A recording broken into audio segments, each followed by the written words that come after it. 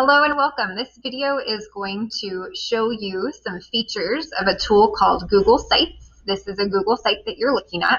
It can be used for various reasons. It can be used as a website tool. It can be used for a student project. It can be used for a portfolio and an eBinder, as well as many other things.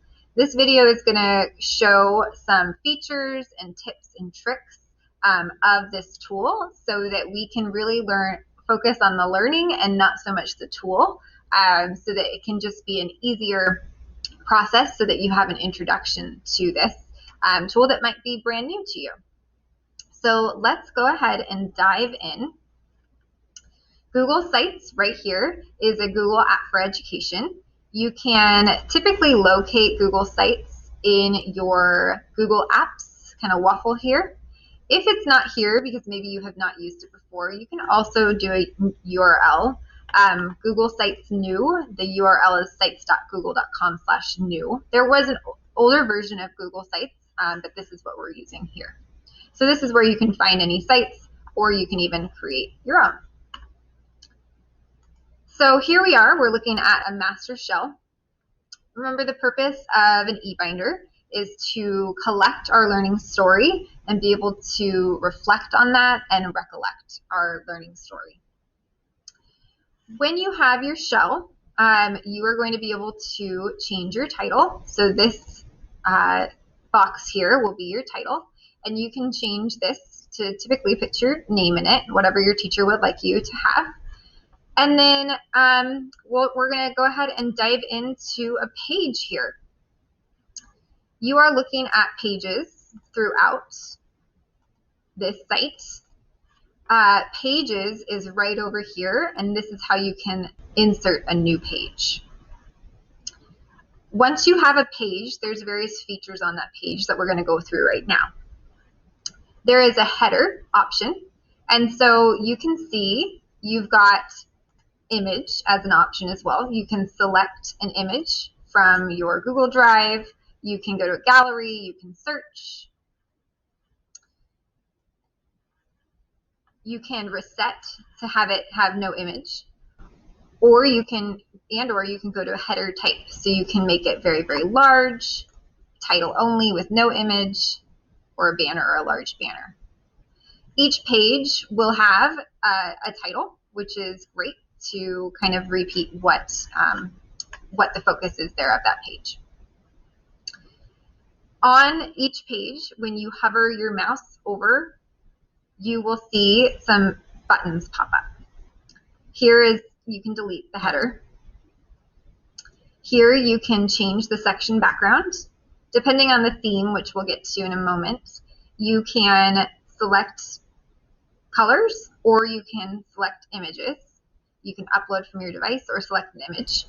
A tip, if you want a different color that's given here, on select image, you can actually type in the color you want, and the whole background will appear that color. So for example, if you go to search and maybe you want pink, you can select whatever pink you might want, and it becomes that color. If there's text on top, it might adjust, but you can remove that for readability. Okay? All right. So that's an option there. If you do something that you want to undo, you can select Undo Last Action, and it'll just keep going through that. You can also do your keyboard shortcut Control-Z. There's also a redo. Beyond section background, there is the option to duplicate. So if you wanted to duplicate something, that's there for you, or delete. So that will happen at each section. You'll also see that your cursor changes into a crosshatch here, and you can click, hold down, and drag. And what's really nice about the sites is the blue bar that you have right there will actually tell you where that would go.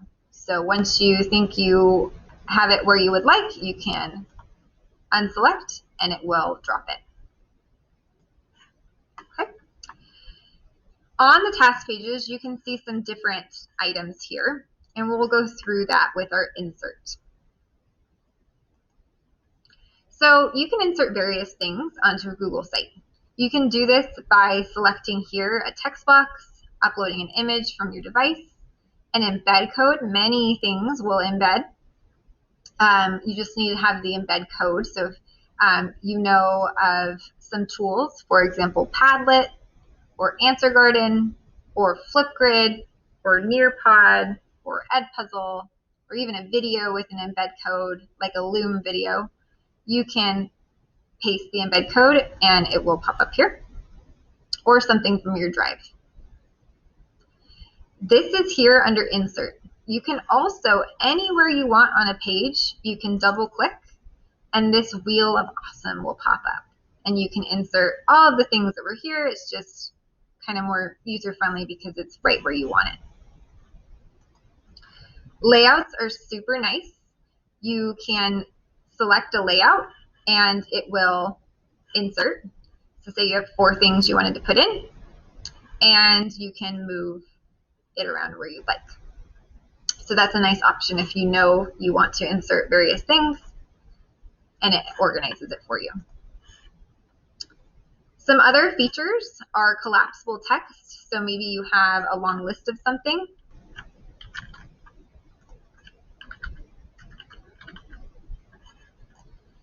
And so you can see this text. You can make it collapsible or not. Another feature is table of contents. If you have a larger project and you want to insert your table of contents, it will make it for you on a page. Image carousel is a really great one. You can select this and then insert images. You must have at least 2 images, so you will select Add Image. You can upload an image from your device, or you can select an image, and you have all of these options.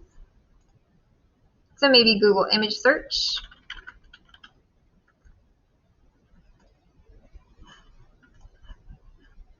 And then you can select.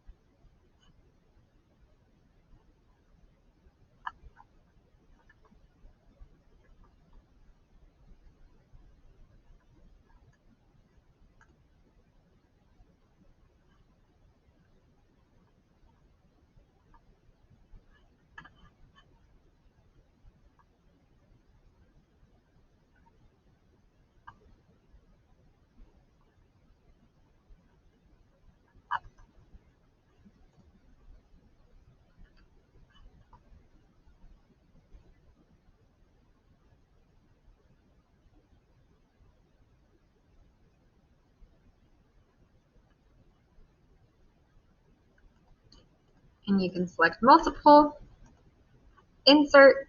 You can even put a text. You can drag depending on the order you want, and then you select insert. You can make them large so you can see the full thing. Change in settings if you wanted to change the order. And here's the carousel. Now, if you want to see how your site looks from the outsider perspective, you can go to preview. And then you can see this image carousel. So this is a really nice way to insert something, especially like a picture of something that you were inserting, especially if it's something like on paper, because then you can see multiple pages. You can preview how it would look on a phone, on a tablet, on a larger screen, or you can exit preview. So that's the carousel. A button is very fun. You can insert a button to something on your Google site or something outside of it. But for example, looking at our Reader Reminder resources, I can link from this site, or you can paste the URL of something else and you can insert. From your outsider perspective, previewing, if I select this, it's going to go to the link that I gave it. And there's even some fun features, filled, outlined, or text. But filled really makes it look like a button. You can drag it, you can put it wherever you'd like, or you can click and delete it. A divider is a nice way to help with organization. So you can insert the divider and you can drag it wherever you want. And then you'll see some of these things like placeholder, right? So that's what this is. So placeholder is just a box with a plus sign because this button leads to that Wheel of Awesome, right? Upload, select from Drive, YouTube, etc., etc. So if you wanted to get something from your Drive,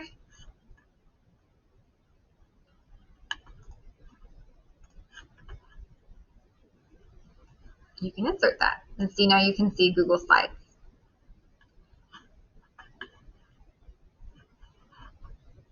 If you ever want to open something up that is inserted in here, but you want to actually open the Google Slides up, you can open in a new tab.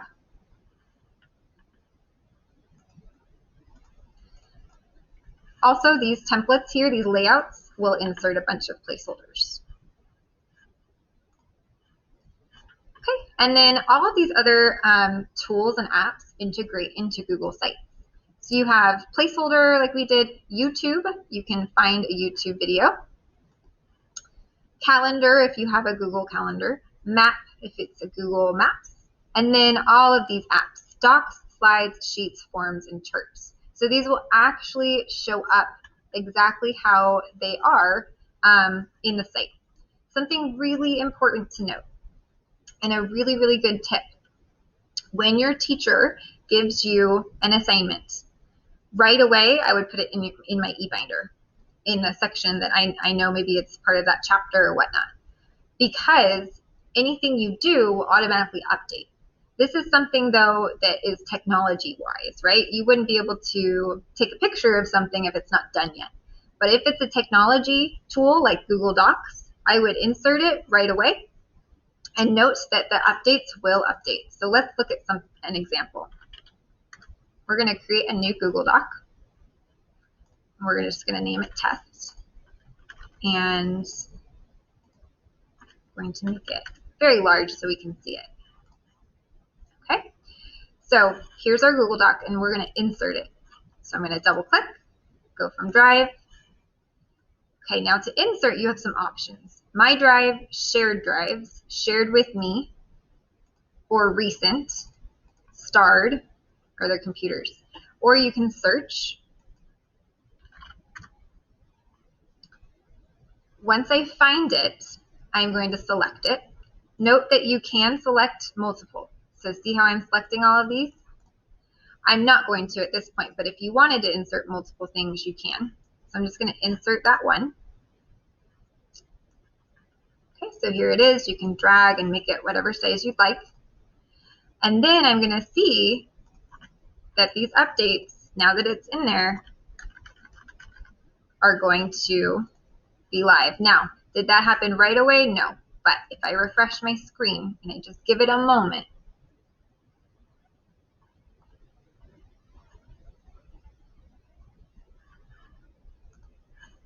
give it one more moment, it is going to update.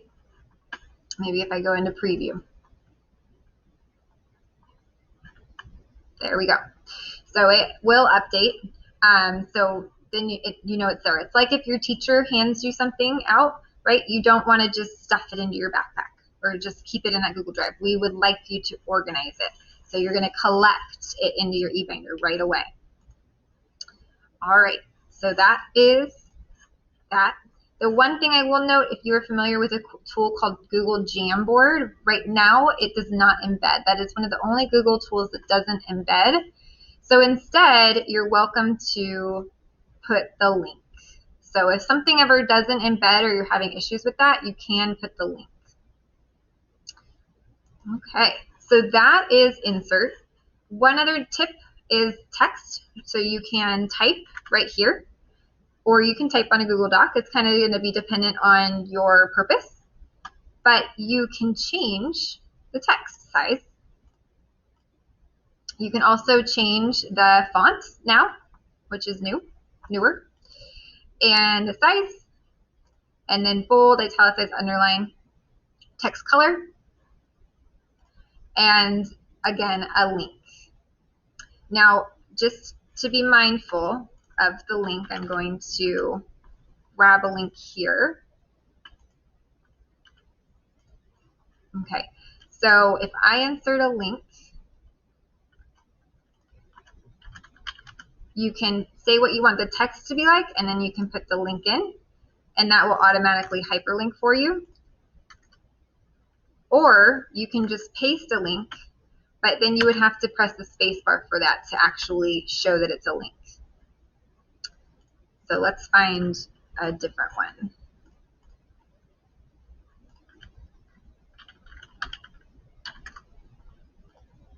Okay, so maybe this is here. So again, if I do that, it's not going to show that it's a link until I press space. And then it will actually turn into a hyperlink where it's active. So those are some tips there. There are numbers, bullets, more, line spacing, indent, you can strike through.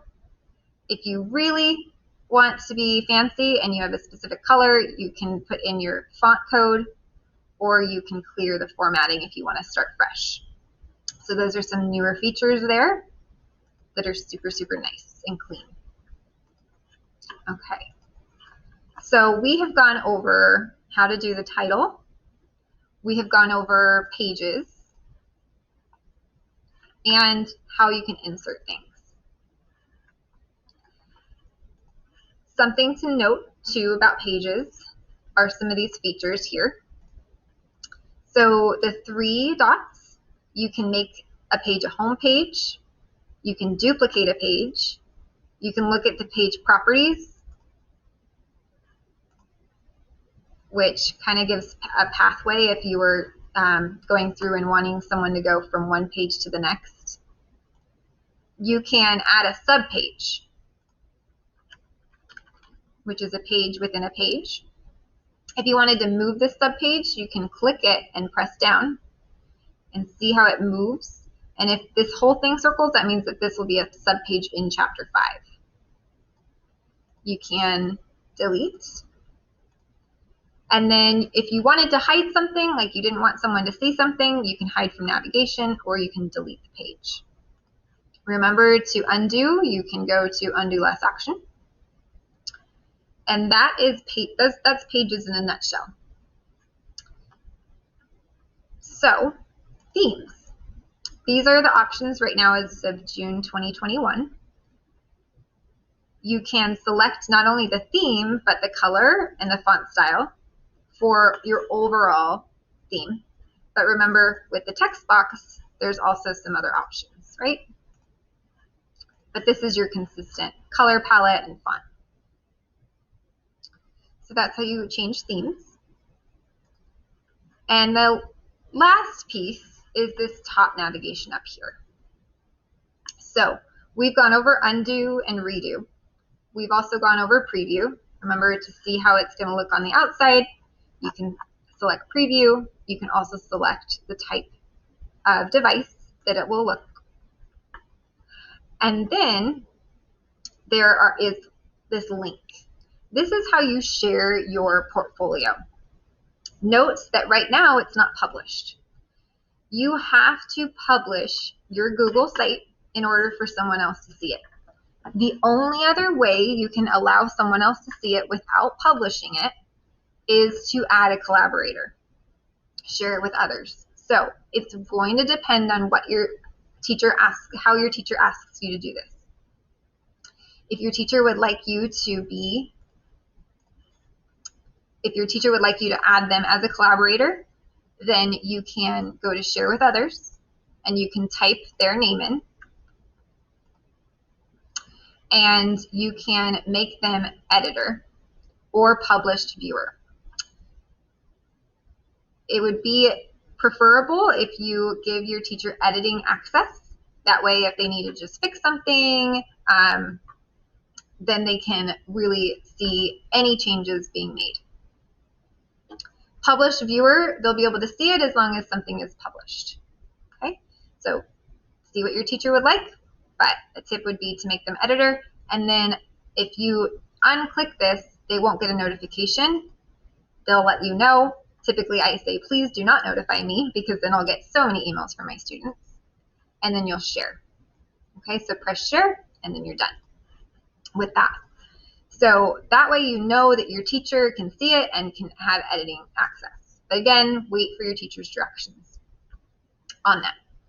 The other option is publish. If your site is not published, it's going to look like this. Once it's published, it'll have a little drop-down arrow. Let's look at the options. When you select publish, you're going to need to give it a web address. So right now, this is my web address.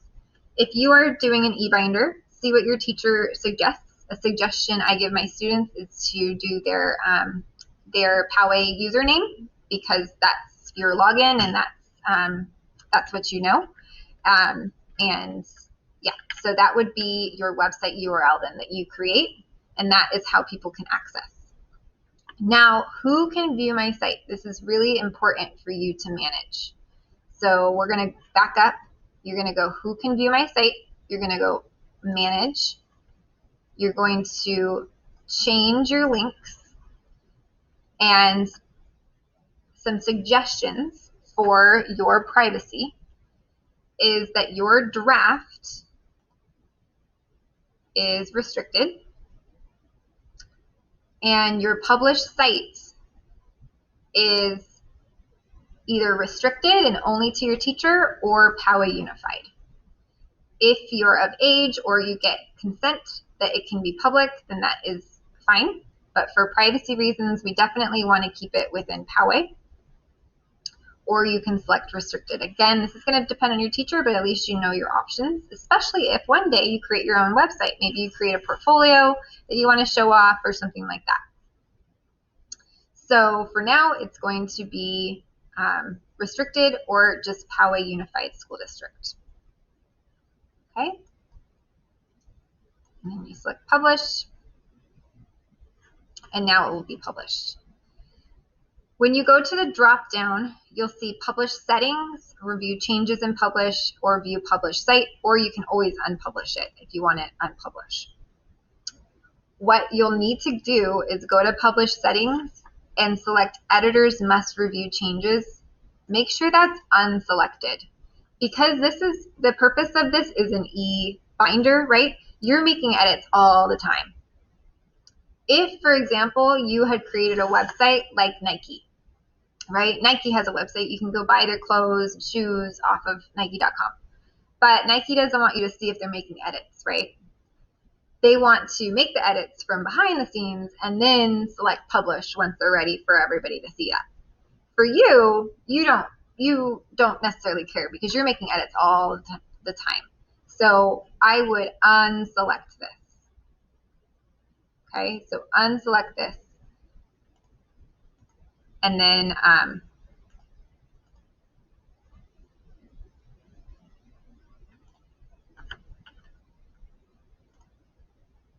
press save. So mine is already unselected, so I can't press save because that's already how it is. Okay. The other thing, if you ever do want to review changes, you can. But if your published settings are set like this, typically we're going to see your edits. When you go to publish settings,